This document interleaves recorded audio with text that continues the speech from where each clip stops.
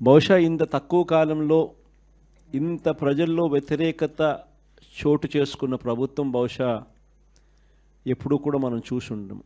మామూలుగా సంవత్సర కాలంలో ప్రభుత్వం మీద వ్యతిరేకత ఈ స్థాయిలో ఉండాల్సిన పరిస్థితుల్లో మొట్టమొదటిసారిగా ఈసారి సంవత్సర కాలంలోనే ప్రభుత్వం మీద వ్యతిరేకత ఈ స్థాయిలో కనిపించే పరిస్థితి మొట్టమొదటిసారిగా ఇప్పుడే కనిపిస్తూ ఉంది.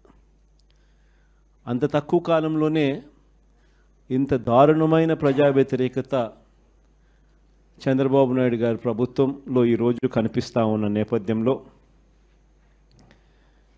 చంద్రబాబు నాయుడు గారు ఈ వ్యతిరేకత మధ్య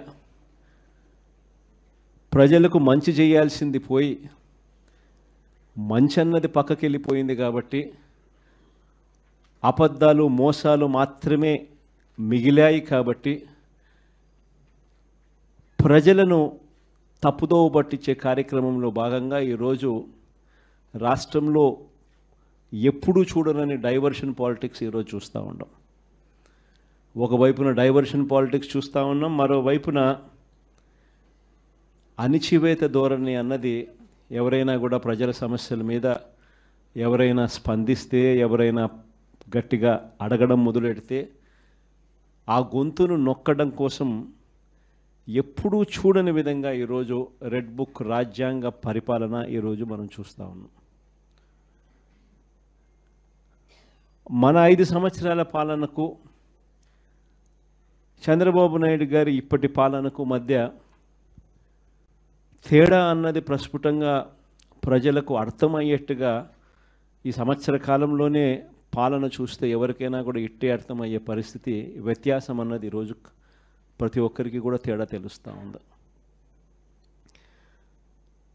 మన 5 సంవత్సరాల మన కాలంలో ఎప్పుడూ ఇంతకు ముందు జరగని విధంగా వివక్ష లేకుండా కులం చూడలేదు, మతం చూడలేదు, రాజకీయాలు కూడా చూడలేదు, చివరికి ఏ పార్టీ అని కూడా చూడకుండా మంచి చేసిన ప్రభుత్వం ఒకవైపున మనది కనిపిస్తే రెండవ వైపున ఇటువైపున ఈరోజు ఈ సంవత్సర కాలంలో కనిపిస్తూ ఉన్నది ఏమిటి అని అంటే మంచి అన్నది ఎలాగూ లేదు, వివక్షకు తావు ఎలాగూ లేదు. ఎందుకనంటే ప్రతి పథకము ఏ పథకము లేదు కాబట్టి.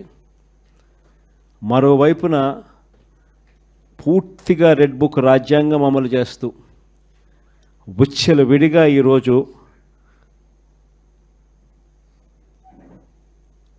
అన్యాయాలే కనిపిస్తూ ఉన్నాయి. మన ప్రభుత్వంలో ఎప్పుడూ చూడని విధంగా విద్య, వైద్యం, వ్యవసాయం, పారదర్శకత పాలన, law and order, Disha app లాంటివి రెవల్యూషనరీ రిఫార్మ్స్ తీసుకొని వచ్చి ఎప్పుడు చూడని మార్పులు మనం తీసుకొస్తే ఈరోజు ప్రతి వ్యవస్థ కూడా కొలాప్స్ అయిపోయిన పరిస్థితులు ఈరోజు కనిపిస్తూ ఉన్నాయి. వీటి అన్నిటికీ సంబంధించి మొన్న ఈ మధ్యకాలంలోనే ఒక వారం రోజుల కిందటనే సుదీర్ఘంగా ప్రెస్ కాన్ఫరెన్స్ కూడా పెట్టాం. దాదాపు 2 గంటల సేపు సుదీర్ఘంగా ప్రెస్ కాన్ఫరెన్స్లో మన పాలనకు ఆయన పాలనకు మధ్య తేడా చూపిస్తూ ఆ ప్రెస్ కాన్ఫరెన్స్లో చంద్రబాబు నాయుడు గారు చేసిన మాటలు ఏమిటి, ఎన్నికలప్పుడు ఆయన చెప్పిన మేనిఫెస్టో ఏమిటి, ఎన్నికలప్పుడు ఆయన ఆ మేనిఫెస్టోను చూపిస్తూ ఆయన మాట్లాడిన మాటలు ఏమిటి, ఆ తర్వాత ఎన్నికలు అయిపోయిన తర్వాత ఆయన ఇవాళ చేస్తూ ఉన్న మోసాలు ఏమిటి, అబద్ధాలు ఏమిటి అని చెప్పి క్లియర్ కట్గా అందరికీ అర్థమయ్యేట్టుగా వీడియోలు కూడా ప్లే చేసి చెప్పడం జరిగింది. ఈరోజు మనమంతా కూడా ఎందుకు ఏకమైనాము అని అంటే సంవత్సర కాలం అయిపోయింది. ఈ సంవత్సర కాలంలో చంద్రబాబు నాయుడు గారి వల్ల ప్రజలకు జరిగిన నష్టం, నేరుడు సంవత్సరం చంద్రబాబు నాయుడు గారు ఇస్తాను అని చెప్పిన ఏ హామీని నెరవేర్చకపోవడం వల్ల ప్రతి కుటుంబానికి, ప్రతి ఇంటికి జరిగిన నష్టం ఎంత? ఈ సంవత్సరం తాను అవే పథకాలు మళ్ళీ ఇవ్వని కారణంగా మళ్ళీ ఈ సంవత్సరం జరగబోతా ఉన్న నష్టం ఎంత? రెండవది, మన ప్రభుత్వం కొనసాగి ఉండింటే ప్రజలకు అన్ని పథకాలు అందుతూ ఉన్న పరిస్థితుల మధ్య ఆ పథకాలన్నీ రద్దయిపోయిన పరిస్థితులు. ఒకవైపున ప్రజలకు అందుతూ ఉన్న పథకాలన్నీ రద్దు, మరోవైపున చంద్రబాబు చేస్తూ ఉన్న మోసాలన్నీ మోసాలుగా మిగిలిపోయినందువలన ప్రజలకు జరిగిన నష్టం. వీటి మీద ప్రజలను మరింతగా కూడా చైతన్యవంతులను చేస్తూ, ఎందుకంటే చంద్రబాబు నాయుడు ఈ మధ్య అంటా ఉన్నాడు, అసలు ఇంతవరకు తన మేనిఫెస్టోలో చెప్పిన ఏ విషయం మీద కూడా, ఏ హామీని కూడా రిబ్బన్ కూడా కట్ చేయకుండా నేను అన్నీ చేసేసాను, ఇంకా ఎవరైనా ప్రశ్నిస్తే మీ నేలకు మందం అని చెప్పి ఏకంగా బెదిరిస్తూ ఉన్నాడు. అసలు ఏమి చేసినావు స్వామి నువ్వు? ఇంతవరకు చేసింది ఏమీ లేదు, అప్పుడే అన్నీ చేసేసినానని చెప్తా ఉన్నావు. పైగా నేను ఎవడన్నా ప్రశ్నిస్తే నీ నేలకు మందం అని చెప్పి నువ్వు మళ్ళీ బెదిరిస్తూ ఉండవు నువ్వు అని చంద్రబాబు నాయుడు గారిని గట్టిగా నిలదీసే కార్యక్రమంలో భాగంగా చంద్రబాబు నాయుడు గారి మేనిఫెస్టోను మళ్ళీ ఒకసారి రీకాల్ చేస్తూ, అంటే ఒక కొత్త ప్రోగ్రాం ఈరోజు లాంచ్ చేస్తూ ఉన్నాం.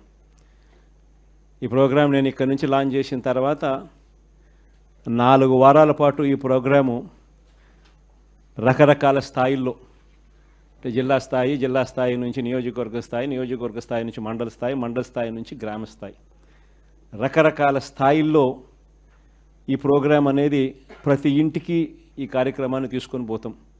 గ్రామ స్థాయిలో రచ్చబండ కార్యక్రమాలు ఏర్పాటు చేసి, రచ్చబండ కార్యక్రమంలో ఇవన్నీ కూడా సుదీర్ఘంగా డిస్కషన్ చేస్తూ చివరికి ప్రతి ఇంటికి కూడా ఈ కార్యక్రమాలన్నీ, ప్రతి ఇంటికి కూడా చంద్రబాబు నాయుడు గారు చేస్తూ ఉన్న మోసాలకు సంబంధించిన, చెప్పిన హామీలకు సంబంధించిన వివరాలను ప్రతి ఇంటికి ప్రతి గ్రామానికి, ప్రతి రచ్చబండ ద్వారా ప్రతి ఇంటికి కూడా తీసుకొని పోయే కార్యక్రమం చేస్తూ ఉన్నాం.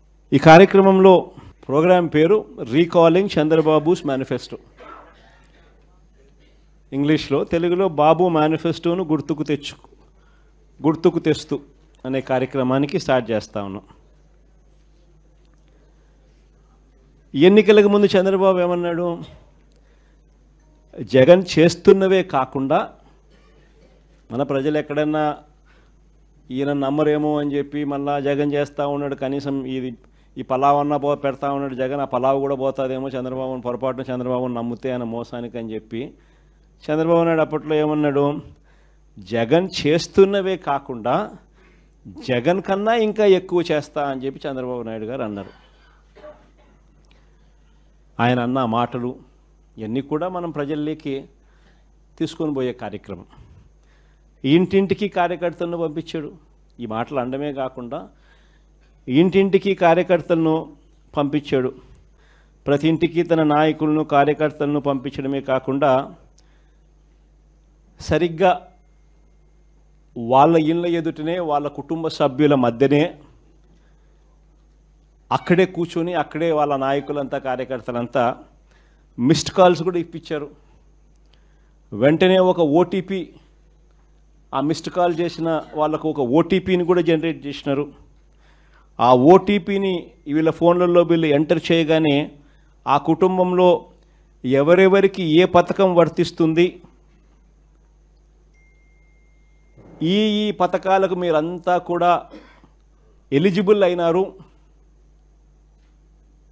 ఈ పథకాలకు సంబంధించిన డబ్బులన్నీ కూడా మీకు, మీ కుటుంబంలో 5 మంది ఉన్నారు, ఇల్లే అప్పటికప్పుడే కొట్టడము, మిస్డ్ కాల్ ఇమ్మని చెప్పడము, ఓటీపీ జనరేట్ చేయడము, ఓటీపీలో వెంటనే ఒక బాండ్ వచ్చేసేయడము. ఆ బాండులో ఏమని ఉంటాయి? చంద్రబాబు నాయుడు, పవన్ కళ్యాణ్ అనే మేమిద్దరము త్రికరణ శుద్ధితో ప్రమాణం చేస్తూ ఉన్నాము. ఏం బాండ్ మీద ఉన్న మాటలు ఇవన్నీ నా ప్రెస్ కాన్ఫరెన్స్లో ఇవన్నీ కూడా చూపించిన. ఆ బాండ్ల మీద ఉన్న మాటలు, చంద్రబాబు, పవన్ కళ్యాణ్ అనే మేమిద్దరం త్రికరణ శుద్ధితో మీకు మాట చెప్తా ఉన్నాము. ఇంకా వాడి మీద ఏమని రాసినాము చదువుతా.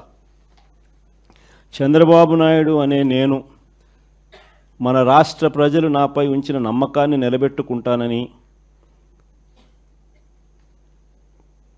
త్రికరణ శుద్ధితో ప్రమాణం చేస్తున్నాను.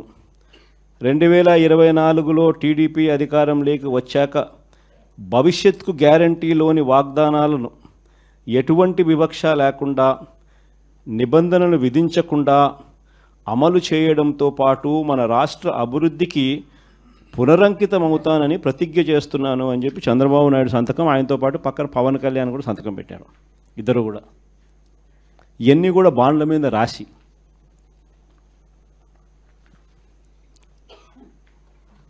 మీ కుటుంబంలో ఇంతమంది ఉండారు, ఇందులో మీ ఇద్దరికి తల్లికి వందనం కింద, మీ పిల్లలకు తల్లికి వందనం కింద మీకు ఇది 3 పిల్లలు ఉన్నారు. ఈ 3 పిల్లలు ఇంటూ 15,000 తల్లికి వందనం కింద మీకు 45,000 వస్తుంది.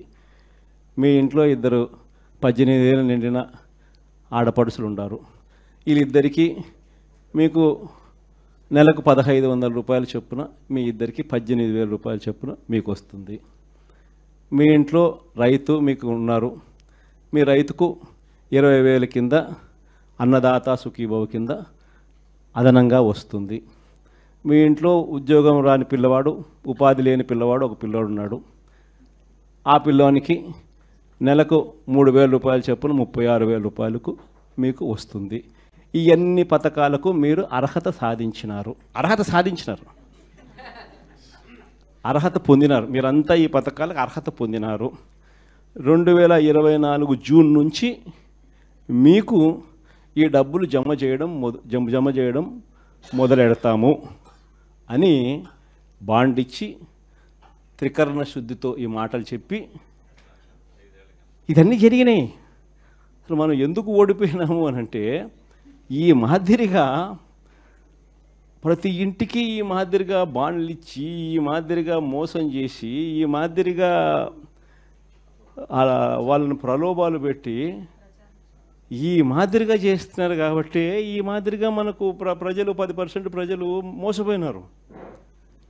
ఈరోజు ఈ పరిస్థితి ఏమిటి అని అంటే, ఇవన్నీ కూడా రీకాలింగ్ చంద్రబాబుస్ మేనిఫెస్టో అని ఈ సంవత్సర కాలంలో చంద్రబాబు నాయుడు గారి వల్ల ప్రజలందరూ కూడా డిమాండ్ చేయాలయ్యా, జూన్ 2024 నుంచి మీరు ఇవన్నీ మాకు ఇస్తామని చెప్పినారు.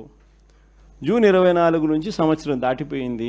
ఈ సంవత్సర కాలంలో నువ్వు మాకు ఎంత బాకీ ఉన్నావు, మా బాకీ ఉన్న మా డబ్బులు మాకు ఎప్పుడు ఇస్తున్నావు,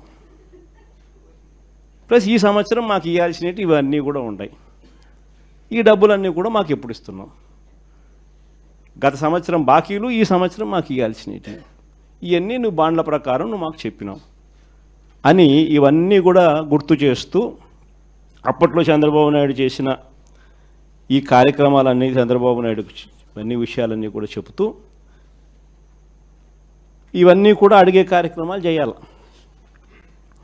ఒకవైపున ఇవన్నీ కూడా చంద్రబాబు నాయుడు అనే వ్యక్తి ఇవన్నీ కూడా ఒకవైపున ఎగరగొడుతూ, మరోవైపున చంద్రబాబు నాయుడు గారి పుణ్యమా అని ఇంతకుముందు ఏ త్రైమాసికం అయిపోయిన వెంటనే ఆ త్రైమాసికం తర్వాత వెంటనే ఫీజు రీయింబర్స్మెంట్ వచ్చేది.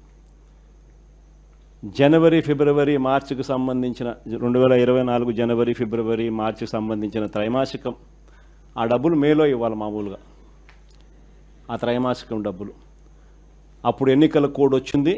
అప్పుడు బ్రేక్ పడితే ఈ జూన్ నెలాఖరికి వచ్చేసరికి 6 క్వార్టర్స్ అంటే 6 త్రైమాసికాల డబ్బులు రూపాయిల 6 × 700 అంటే 4,200 ఇచ్చింది కేవలం 750 కోట్లు.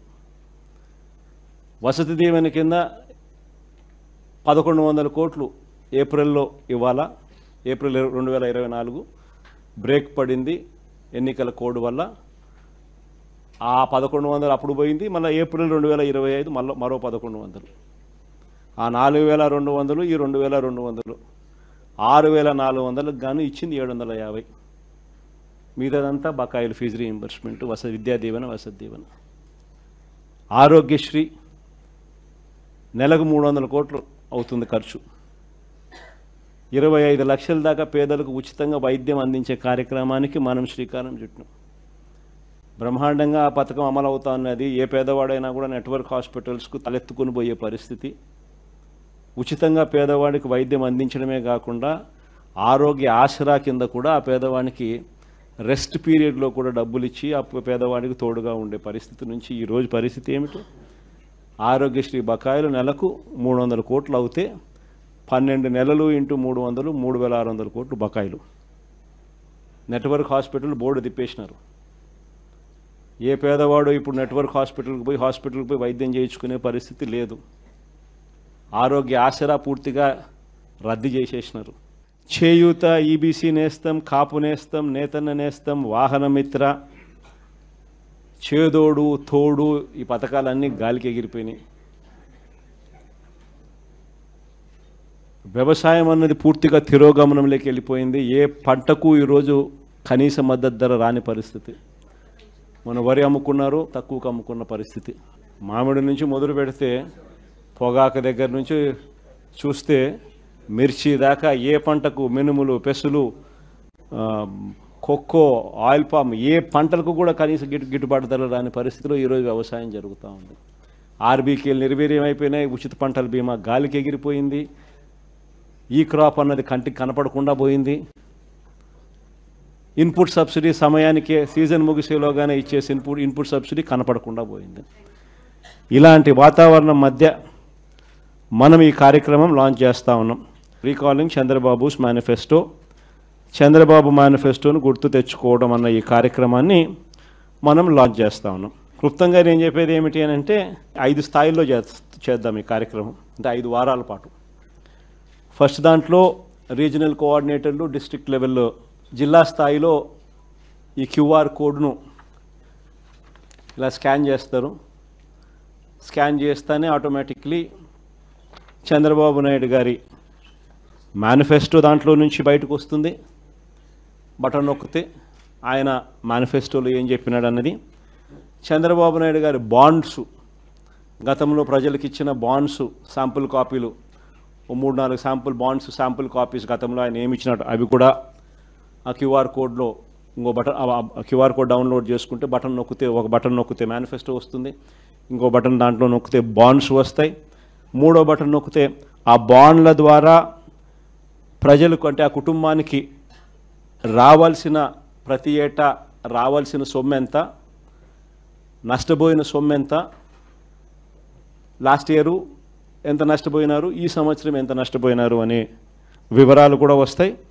ఇది కాక ఇంకో బటన్ నొక్కితే ప్రజలంతకు ప్రజలే కూడా సులభంగా క్యాలిక్యులేట్ చేసుకునేటట్టుగా, ఇదిగో ఈ పథకం అదే బాండ్ ఫార్మాట్లో, ఇదిగో ఈ పథకానికి ఎంతమంది పిల్లలు ఉండారో మీరే రాసేసేయండి, ఈ పథకానికి డబ్బు ఎంతో పక్కనే ఉంది, ఇంటూ క్యాలిక్యులేషన్ ఎంతో మీరే పక్కన రాసేసేయండి.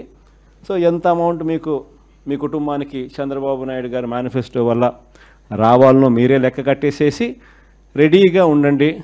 చంద్రబాబు నాయుడు గారికి సంబంధించిన నాయకులు, కార్యకర్తలు, ఆయన కూడా ప్రజలందరికీ నేను అన్నీ చేసేశాను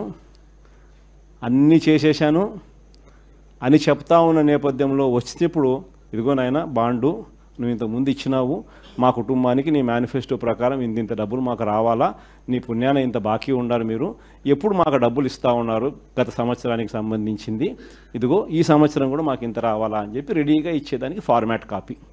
ఇవన్నీ కూడా ఈ క్యూఆర్ కోడ్ నొక్కితే ఇవన్నీ కూడా అందుబాటులోకి వస్తాయి.